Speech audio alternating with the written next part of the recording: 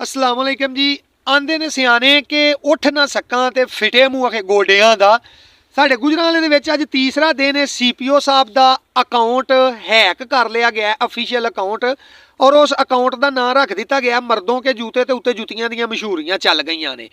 CPO साहब दा किसी माड़े बंदे दा कोई काम फस जाए, कोई ज्यादती हुंदी होवे, किते थाने तक दाद रसी ना होवे, वो कोशिश करते हैं कि असीं CPO साहब नूं जाके मिलने आ, उन्हां नूं आने आ।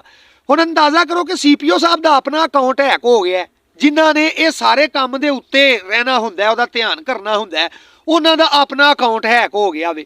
हुण ओह किहनूं जाके आखण कि यार मेरा अकाउंट हैक हो गया ते इहनूं तुसीं कढवाओ या खुलाओ।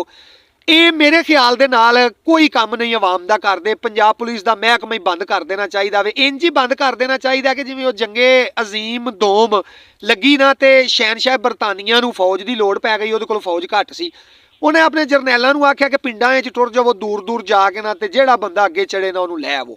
ਉਹ ਜਰਨੈਲ ਇੱਕ ਪਿੰਡ ਦੇ ਵਿੱਚ ਵੜੇ, ਜਾ ਕੇ ਬੰਦਿਆਂ ਨੂੰ ਫੜ ਫੜ ਕੇ ਗੱਡੀ 'ਚ ਪੈ ਸੱਟਦੇ ਸਨ, ਤੇ ਇੱਕ ਮਰਾਸੀ ਬਾਵਾ ਅੱਗੇ ਚੜ ਗਿਆ। ਉਹਨਾਂ ਬਾਵੇ ਨੂੰ ਵੀ ਗੱਡੀ 'ਚ ਬਾਇਆ ਤੇ ਉੱਤੋਂ ਬਾਵੇਰਾਂ ਦੀ ਵਾਲਦਾ ਆ ਗਿਆ। ਉਹਨਾਂ ਆ ਕੇ ਆਖਿਆ ਵੀ ਪੁੱਤਰਾ ਇਹਨੂੰ ਕਿੱਥੇ ਲੈ ਚੱਲੇ ਹੋ? ਉਹ ਜਰਨੈਲ ਨੇ ਆਖਿਆ ਕਿ ਜੰਗ ਦੇ ਵਿੱਚ ਸ਼ਹਿਨशाह ਬਰਤਾਨੀਆ ਨੂੰ ਮਾਈਏ ਤੇਰੇ ਮੁੰਡੇ ਦੀ ਲੋੜ ਹੈ, ਤੇਰਾ ਨਹੀਂ ਦਿਲ ਕਰਦਾ ਕਿ ਤੇਰਾ ਮੁੰਡਾ ਕੰਮ ਆਵੇ? ਉਹ ਮਾਈ ਨੇ ਆਖਿਆ ਮੇਰਾ ਦਿਲ ਕਰਦਾ ਮੇਰਾ ਮੁੰਡਾ ਕੰਮ ਆਵੇ, ਪਰ ਇਹ ਜੰਗ ਲੜਨ ਜੋਗੇ ਤੇ ਨਹੀਂ ਨਾ, ਬੰਦੂਕਾਂ ਤੇ ਨਹੀਂ ਨਾ ਚਲਾਉਂਦੇ, ਇਹ ਤੇ ਬੜੇ ਮਸਕੀਨ ਜਿਹਾ ਲੋਕ ਹੁੰਦੇ ਨੇ ਗਾਣ ਵਜਾਉਣ ਵਾਲੇ।